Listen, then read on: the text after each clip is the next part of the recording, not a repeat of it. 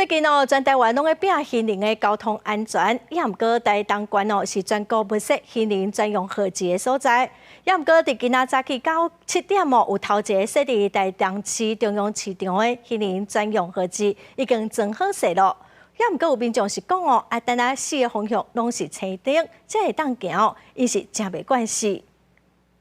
台东县警局12透早7点正式启动全县第一个过路人专用时尚号志。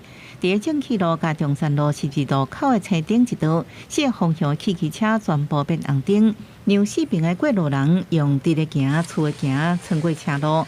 毋过也是有民众无管是安尼过车路的管制，就是若看到汽车车道变红灯，就应行过斑马线。我想说奇怪，看到红灯就是可以走。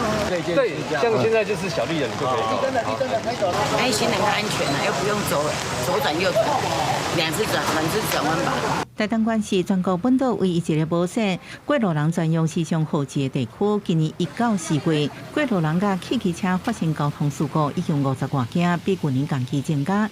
台东县警局今年特别规划伫过路人较侪中央市场、甲观光夜市周边、正气路中山路口设过路人专用时尚号志降低事故。主要行人号志它是要保护行人那届时会有20秒的一个路口净空，让行人专属行人来做一个穿越也避免那个行人跟那个车辆产生冲突。台东县警局表示，因为最近多装过路人专用时尚号志，最近会先派员警伫现场指挥过路人通过，互民众管视。未来还会市区其他所在，各设过路人专用时尚号志，也提醒过路人按照定号通过，违规通过会处罚500块。记者综合报道。